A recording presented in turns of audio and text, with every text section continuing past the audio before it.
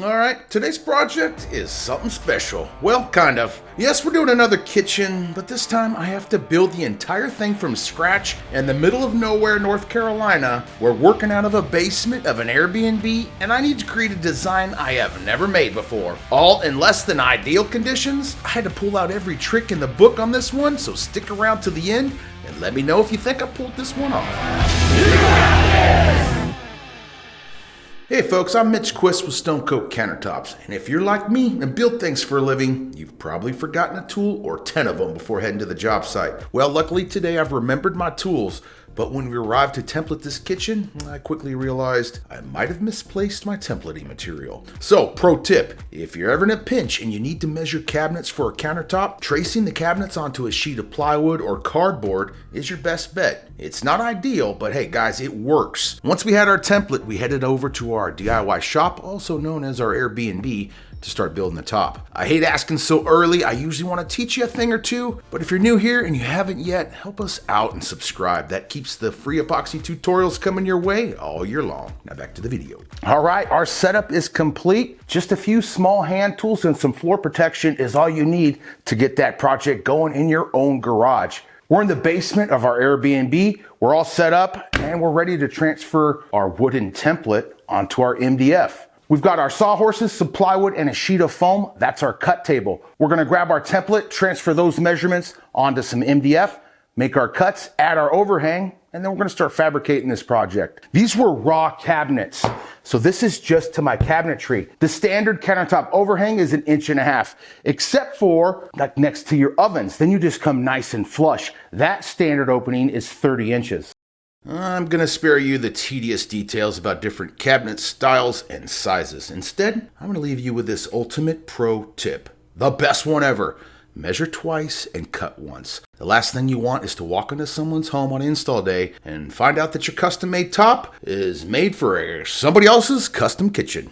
All right, my top pro tip to make sure that you do not mess this step up. You're just gonna waste a sheet of MDF, but nobody wants to waste materials. I've got my template measurements. I double checked everything. And then I also have my aerial view of my kitchen. I drew it up like I was gonna build this from scratch. My measurements match up. I know I'm good to go. Let's get to cutting. Ooh. Look at the chicken scratch though. It works, right? All right, make those long straight cuts with the circular saw. And if you don't have a track saw, what I often do is just clamp on a level or a straight edge. And that's what I'm using as my straight edge. And then you're gonna clean those cuts up using a jigsaw.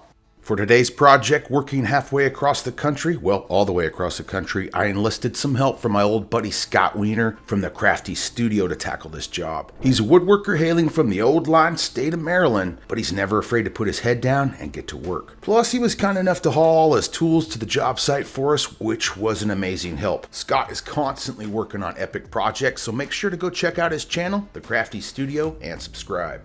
So at this moment, we're getting this countertop fabricated and prepped for epoxy. We're using MDF as our substrate today, which is my go-to for creating epoxy countertops. It's easy to cut, doesn't have any knots or holes, and epoxy adheres to it extremely well. I'm not going to go into depth today on how to build countertops, so if you'd like to know all my best tips and tricks, check out our full step-by-step tutorials on how to build countertops from scratch. There's a link on the screen at this exact moment, also in the description below. Now, let's talk about this job. As I mentioned earlier, we have to create a brand new design for this customer that I've never made before. When we were picking which kit to use, they really liked our Soapstone design, but they wanted to add some blue to it, which isn't typical, but I knew we could pull it off. We have several different kits and I made them all countless times, especially our Soapstone look. So I was fairly confident I can come up with something on the fly. Okay, honestly, I was slightly nervous, but just like I always tell you guys, you've got this. So I took my own advice and trusted that it would turn out just the way they liked it. After we attached our drop edges and applied our body filler to hide that edge seam, the countertop was ready to paint. As always, we use Stone Coat's epoxy undercoat to get that job done. This paint dries very fast and doesn't off-gas any ammonia like the paint you get from the store, which is a key point to mention. Nowadays, the idea of epoxy countertops is becoming more and more common, which is amazing in itself. But it also means more people are doing jobs that are new to the industry, which can sometimes lead to mistakes because they haven't been doing this for years. That's perfectly normal, and that's exactly why we make all these free tutorials. So everybody, Do-it-yourselfers and pros can stay up to date with information that's going to get that project done right the first time. For those of you who don't know, you need to ensure that whatever you use to color that substrate as an undercoat before you apply that epoxy, make sure it's compatible. For example, I wouldn't want to paint my substrate with, let's say, Kills, because it has extremely high ammonia content. Stuff like that can prematurely amber that epoxy, so make sure to write down all these pro tips so that project turns out perfectly. And if you'd like to recreate this project at home, be sure to grab some white dye, black metallic powder, and my favorite, blue earth. Those are the colors that make up our Black River Soapstone. Pretty amazing, but not quite as amazing as my new boss, Adam. He has taken the helm as our new brand manager, so drop a comment of, "Welcome to the team, Adam. You've got this." I'm gonna pick a lucky winner and I'm gonna send you 2 full gallons of art coat and all the colors used in this video. So be sure to give Adam a warm welcome and you might win a prize. What are you boys working on? Hey Adam, we're getting ready to pour the kitchen countertops. And they've requested a soapstone, but with a twist. With a twist? What's our Yes, twist? our twist is gonna be a couple accent colors. We're gonna add a little bit of blue earth to the base. All right. And then oftentimes I am not adding any shine or sparkle to it. It's just my black dye and white dye, but I'm gonna add some black mica to give it a little shine. You could help mix if you got gloves on. Yep, got gloves. What do you want me to mix? Sweet. So we got our colors tinted. Here comes the fun part. We're gonna pour our black dye on our board. Okay. And then we're gonna use our gloved hands to kind of just spread it out. So we're just gonna pour out our base, which is some black. And we're looking for just a couple ounces on the board. You could start spreading that, Adam, with your gloved hands. Adam and Scott haven't made this design before either, so for those who want to learn how to make beautiful soapstone, follow along as I teach them how to create this in real time. The best pro tip I can give on this look is to work in layers. It really helps give the natural appearance we're looking for. Do we want it right to the edge? Yeah, cover everything. Yeah. This is our base. It's going to be really thin because we're going to add material to start adding depth and color. We better to bulldoze it or yeah, you could bulldoze it. Yeah. So just it doesn't matter at this point too. It's very light. We're just wetting the board down. Yeah. Because then all our other colors are going to flow really well. All right, guys. That's looking good. A little heat source too eliminates any of the air bubbles that we've incorporated into the material mixing and melding and all that good stuff. So I'll sweep that real quick, and then we're going to add in the black mica. So will we smear this in? Now we're melding again. Yep. Okay. Should have changed my glove. No, yeah, keep those on. Scott took his off because of the epoxy on it for the torch. Gotcha. Yep. So we'll just melt Yep, it just on, so. we're just melding around randomly too. Yeah. This is all creating a background. Alrighty, now white. Same deal. We're just gonna blend this now. And it's okay if some of it isn't blended. So on this, we're kind of just gonna Kind of go back and not overdone, Okay. just boom, boom, boom, quick. And I need to add some more because then I'm gonna hit it with alcohol and fracture it. More like glides rather than taps. Okay. This is all background. I'm gonna alcohol it here in a second and fracture it. And then we're gonna bring on lines again. But as you make background noise, it gets more realistic looking. I'm gonna hit this with isopropyl alcohol. We use 91%, and the isopropyl alcohol will fracture and lace the resin. Makes it all dimply, but the alcohol, all those colors we just put in will fracture, lace, and they start fighting for first string. It can do some organic movement where you can't get any way else. I was a granite installer for 12 years.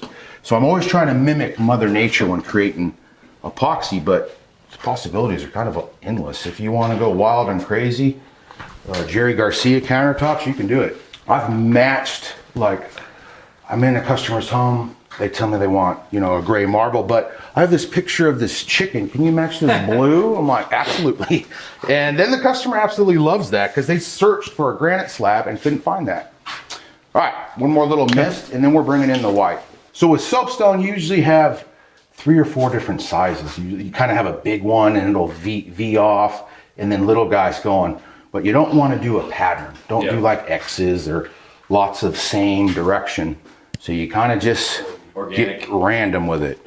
And you could do different amounts of veins. So just slower you go, the more epoxy is going to come off that stick.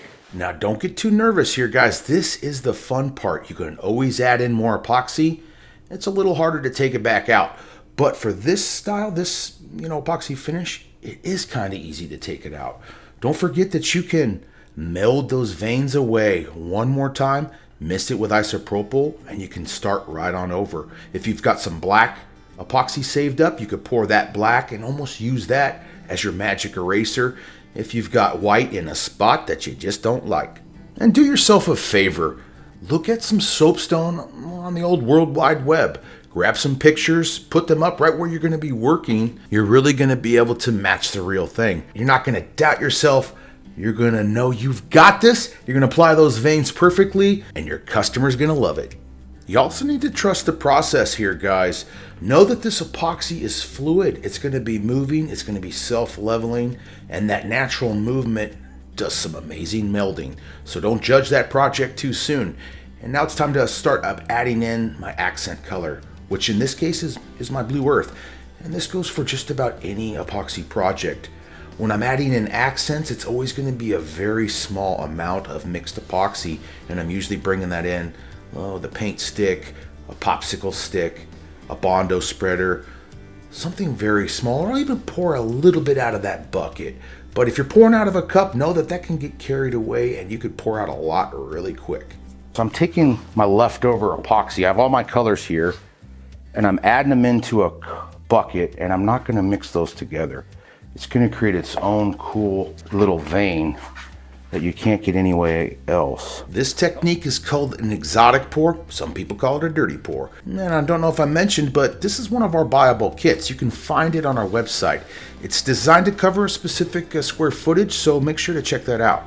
When applying the veins, think about how they would naturally occur in stone, and then let your creativity flow. You can take any of our epoxy countertop kits and do this kind of look with them. This method allows those colors to blend uniquely as they level out, giving you a one-of-a-kind countertop every single time. You're literally pouring an instant countertop right out of a bucket. So folks, let me know how I could better help you. Start your comment out with "Hey Mitch," and I'll keep checking back on this video myself and personally answer any of your questions. Now before we dive back into the project, I want to take a moment to shine a spotlight on someone who usually stays behind the camera but plays a pivotal role in making all this happen. My good buddy Luke. He's one of our camera guys, he edits the videos, and he's one of my best friends. Luke isn't just capturing the footage, he travels alongside me on every project, often becoming my second set of hands off camera, whether it's getting down and dirty grinding a floor, sanding a countertop, or even writing an entire voiceover script when I'm swamped. Luke is always willing to step in. He was tremendous help when I was packing up my family and moving Stone Coat's creation team 2,000 miles east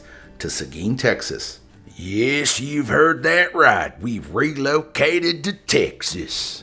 We are now filming content and going live from the RK3 hands-on training facility. This move opens up a whole new world of opportunities for us. We're incredibly excited about the big collaborations and exciting content coming your way soon. The facility is state-of-the-art, and it's going to allow us to bring you even more in-depth tutorials, live streams, and behind-the-scenes looks at how we create our projects. Now, speaking of the RK3 facility, I want to mention the hands-on training classes that they offer. If you're a flooring or countertop contractor looking to get your coating business started the right way, these classes, they're a game changer. We just launched a brand new flooring class that covers everything you need to know. You'll learn about epoxy flake flooring and explore tons of designer metallic flooring options. And you're not just making 4x4 small samples, you're using flooring tools, making flooring size projects. It's a comprehensive program designed to equip you with the skills and knowledge to take your business to the next level. So whether you're a DIY enthusiast or a professional contractor, stay tuned for some amazing content and educational opportunities. Luke and I are gearing up to bring you along this exciting journey. Trust me, you're not going to want to miss what's coming next. Now back to this video. Man, do these things look pretty nice. So while I was yapping, I sure hope you were watching these beauties get created. They are looking mighty fine. Give these tops your rating 1 out of 10. 10 being bomb and 1 being I'd rather have dirt countertops. Guys, meet Adam Beasley from Lazy Guy DIY. He's a content creator. He's been behind the scenes here at Stone Coat, churning dials and pulling levers, making things really get smooth. So appreciate all you've done here, man. How did you like making some epoxy with me? Oh, it was awesome. I mean, the first time that I've actually done anything in person with you, I've done plenty of epoxy pours, not to this scale before. Cool. So, no, it was awesome. Great process to see. Yeah, pretty simple, pretty fun. This is our Soapstone. We sell kits like this. Soapstone's one of our most highest selling kits that, you know, they could buy the kit and they get all the additives, everything they need, no matter how big their project is. We mixed it up and added some blue earth. Let us know in the comments below, do you want to see this as an epoxy kit at Stone Coat Countertops? And what should we call it? That's the thing. We need a name. Soapstone with a twist, blue, I don't know. I'm terrible with names. We'll You're really good with names because I love our cabinet paint names.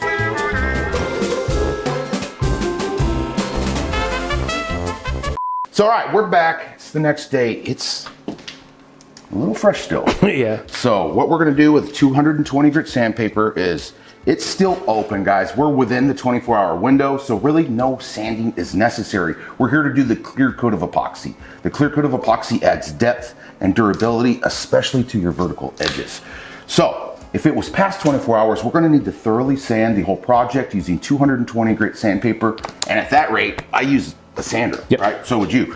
But today we're still open, so we're just touching up spot sanding. We got a couple little nibs and nubs from the dust. We are in a Airbnb garage with not optimal pouring conditions. Not at all. So you're gonna get debris and boogers, but we're not concerned about that. No. How come?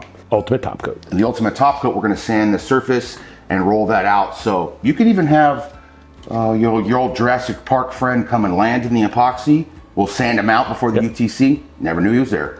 All right, Scott, you hit the little backsplash, and all we're looking for is stuff like this. The nubs. Knock that down, and when it goes white and gray like that, doesn't matter, because when you put that other epoxy on, it clears right out. Clear coat time, we're gonna go 4 ounces per square foot for this clear coat. That's about as most amount of epoxy that you can mix up and apply to your project without applying a tape dam. A couple tips on a perfect clear coat, guys, is you always got to start out with a good mix, and you have no reason to pull that mixing paddle up and down. All that's going to do is bring in extra air, and it's going to require a little more torching or heat gun to remove those air bubbles. There's a heat gun. That's a good pro tip. Second pro tip, guys, take your time using that heat source to remove those air bubbles out of the clear coat. You have tons of time to work with that clear coat. You're going to pour it out, meld it, and then you're removing air. Usually about 3 passes with the torch, letting the epoxy chill about 2 to 3 minutes between torchings. But in colder months, or if you've incorporated tons of air into the epoxy, it turns white, totally normal, still usable. You're just gonna need to do a few more passes with that heat source. And to properly remove that air, I'm gonna hold my torch head an inch or so from the surface of the epoxy, and in a sweeping motion, work my way across the entire project. I use a light from above, and it really shows where that heat source is popping those bubbles. And then I overlap that just a little bit. That way I have no strips of unpopped bubbles. I'll go front to back on the first pass, and then I'll go left to right on the second, like a checkerboard. That ensures a perfect, smooth as glass and bubble-free epoxy clear coat. Alrighty, it's now time to talk best practices with epoxy countertops and how a clear coat brings everything back to being food safe. Our epoxy is scratch resistant, heat resistant, UV resistant, and zero VOCs, making it safe for indoor use even in small bathrooms. We formulated this product for the do-it-yourselfer. We took contractor grade, very strong, durable epoxies and extended the working time. We took out the solvents. We made them very easy to use for even the first timer. Stone Coat spent many years formulating our epoxy to be a cut above other manufacturers. And it's made right here in the good old USA. And if you want to learn how to do a perfect flood coat every time, make sure to watch one of our mini detailed tutorials. I'll have a link in the description for you. But it's as simple as measure, mix, pour, trowel, chop, and remove the air bubbles with a little bit of heat. This clear coat's going to add depth, durability. It's almost like a little magnifying glass on top of that beautiful marble countertop you just created, enhancing the visual interest. And as a final layer, it brings that product back to food safe and very durable. There's no additives bringing down the durability of that product. And don't be nervous about using a torch on the epoxy. It's not flammable. You're just gonna pass the surface about an inch or two. Keep that torch moving. It's gonna quickly remove all the air bubbles. All right, clear coat complete. That was easy, man. Yeah, absolutely. That was an easy step. So we're gonna let this cure. We're gonna keep the heat. We're gonna keep the heat up all day. Yep. We're gonna head to the job site, man. See what kind of trouble we can get into. Like what value and lunacy? Maybe not lunacy as much as fun. What I do is I make an error real quick, and then they just send me home. Oh, is that what it is? All right, man. That was awesome. So we'll let this cure overnight. We'll be back tomorrow morning for the ultimate top coat. All right, guys. See you in a minute. All right, it's morning of day 3, and we're here to do the ultimate top coat. But we have a couple drips. We had to head to the job site, so we weren't able to police those. So we have a few drips to sand. We're going to hit those first, and then we're going to take 220 on the surfaces, very lightly on the edges, and then clean that dust, and then we're going to apply the ultimate top coat. Good day. You got your dust mask? I absolutely do. All right, let's go to work. Yep. When you're like my good buddy and fellow epoxy contractor YouTuber who teaches folks how to use epoxy, Keith McGinnis with KCDC Designs out of Lincoln, Nebraska, has never sanded an epoxy drip in his entire life. He does what a good seasoned epoxy contractor does and uses a paint or popsicle stick to remove the epoxy drips when they've gelled up and they're no longer dripping. Usually around 3 to 4 hours after mixing, you scrape the bottom of those countertops with a stick at a slight angle. That's going to remove all those drips, leaving behind a nice, smooth, glossy surface and no need to sand. Now let's discuss the different types of countertop surfaces and how hard or soft they are. Our top coat adds an extra layer of durability comparable to the toughness of granite. It also gives a leathered granite feel and look, which many people love. I've installed a ton of real soapstone as my time as a granite and quartz fabricator and installer, and I've ripped a bunch of soapstone out of kitchens and bathrooms because soapstone is a real marble and it's soft, requiring tons of maintenance. Plus, it's insanely expensive. Keep your money in your bank account. Go with Stone Coat Epoxy for your kitchen or bathroom upgrades. It's going to look just like it, and you're going to save 10 times what you would have spent at the big box store for other countertop options. These days, I apply a top coat on nearly every job because of the numerous benefits. It adds durability, enhances the look, and extends the life of the countertop. For mixing instructions and more detailed information, check out our website. We have helpful PDFs that walk you right through every step. It's also a more advanced finish, so practice makes perfect. I definitely recommend applying the ultimate top coat on that practice piece when you're practicing making your marble finish. After applying the top coat, we're going to let it dry overnight, then head to the job site for install day. All right, folks, it's install day. Thank the heavens. It's been 20 or so minutes here, and we thank you for sticking with us, but it's been 3 long, and I mean really long days. But before we can drop this sink in, I need to make some cuts in our cabinets to make room for these sinks to fit in. And I've learned the hard way as a granite installer, you want to double check to make sure that that sink is going to fit in the cabinet before you bring in the giant slab of stone, in this case, stone coat. So if you are bringing in the stone coat, you're going to count yourself lucky because number 1, it's not insanely heavy like granite.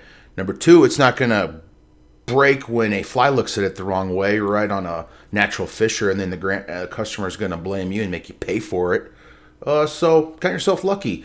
But make sure that that sink is going to fit, guys. It's an important step. And now that that sink is good to go, enough talking about the sink, I needed to shave part of that wall to make room for our top. With older houses like this, always be prepared for things to be a little bit wonky. It's no big deal. But remember, when doing stuff like this, take your time, make clean cuts, so you don't have to give that finish worker behind you a bunch of extra work after you leave. And in most cases, the DIYer, the finish worker, is you. And by the way, we also made a custom redwood river table. Thanks for the assist, boss man, for this kitchen. And if you'd like to see a video on that, how we make it, let me know in the comments below. Regarding the sink installation, make sure to follow the manufacturer's instructions and use 100% quality silicone to secure it in place. And I even go bougie on this. I get that fancy high-end silicone. I don't know if it's any better. You spend more money, so you think it's better to keep that from molding and stuff. So I really put a heavy bead of silicone because this is where the water is going to get to that countertop the fastest. Lastly, when using silicone to install the backsplash, apply it evenly and use clamps if the walls aren't square to help hold everything in place while it sets. Zap. It's not hot. Come in. Huh.